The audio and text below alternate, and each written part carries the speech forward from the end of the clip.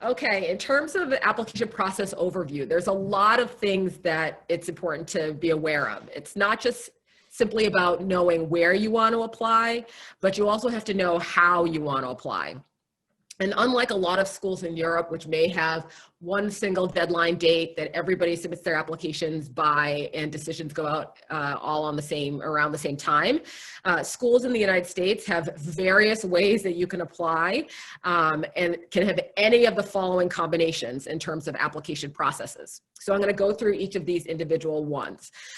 Early, the EA that you see there stands for early action. And essentially what this means is a student would be applying to our institutions by usually the early November date, typically November 1st or November 15th is the deadline date for that.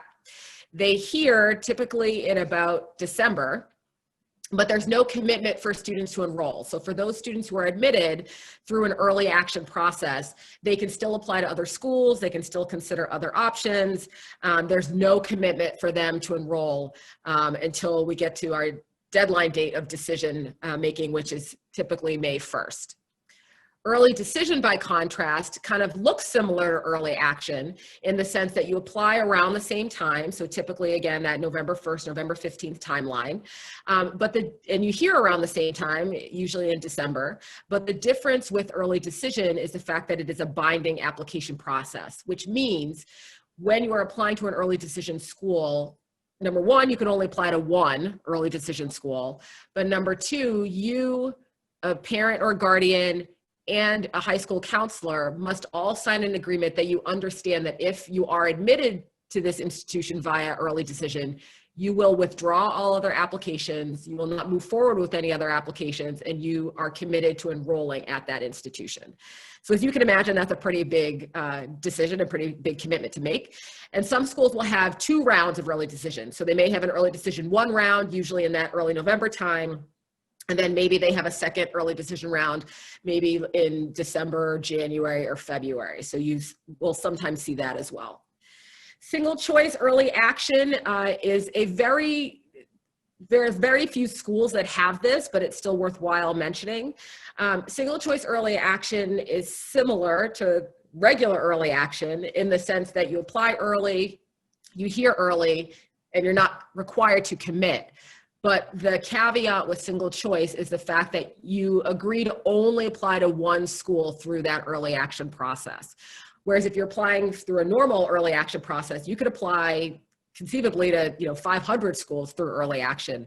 Single choice requires you to only apply to one. But again, it does not require you to attend. So there's not that binding commitment. Regular decision is probably the most popular application process. This is where most of us see most applicants coming through. Regular, typically January 1st, January 15th, maybe even a February 1st deadline date. So it's usually in the second half of the school year. And most students will hear sometime in around mid-March. And then finally, we have what's called rolling admission. And rolling admission essentially means that the school does not have a specific deadline date by which students have to apply. They will accept applications as they come in and will send out decisions as they come in.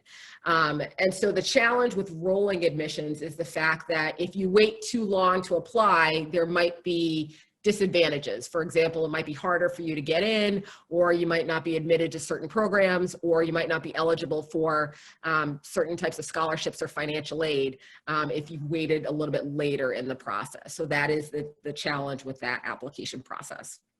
So a lot of things to keep in mind. All of these have, with the exception of rolling, have specific deadline dates. And deadline dates are very important for students to pay attention to. And again, depending on the type of programs that a school has, they can have different deadline dates. So it's really important to be aware of what the dates are, and when the applications are due, and what particular materials are needed in order to complete your application. And this also applies to financial aid, which we will talk about in a little bit. There are several types of applications that a student can utilize. Most schools, or a lot of schools in the US, use what's called the Common Application. And what's nice about that is that it's one application that you fill out, all of your biographical information, your educational information, your essay, and you can identify, in actuality, several hundred schools that you can send it to. don't necessarily recommend that you send it to several hundred schools, but it's nice because it is one application that you fill out once, write one essay, and then you can submit it to a variety of schools that you're applying to. But then there are some schools that will have their own institutional application. So it's an application that's specifically for their university. Georgetown University in Washington, D.C. is one of these schools. Or sometimes you can have an application if you were applying to a state school system like the University of California state school system. You would fill out one application, but then you would decide which UC campuses you want your application sent to. So again, similar to deadline dates, it's important to be aware of what type of applications a school will accept and which type of applications they prefer.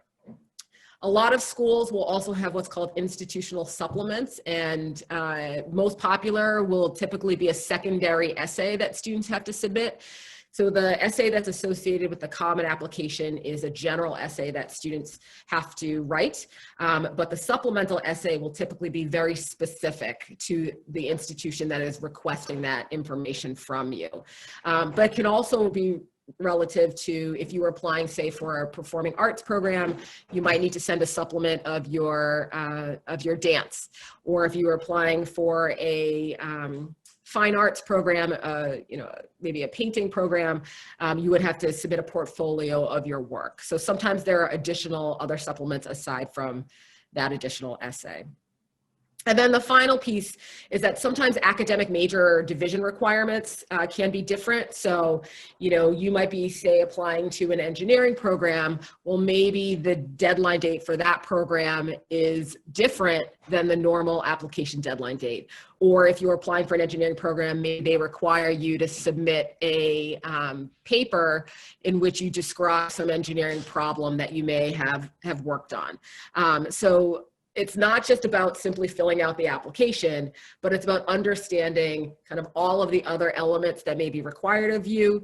And specifically, again, I can't say this enough, the dates that these particular applications and additional requirements are due.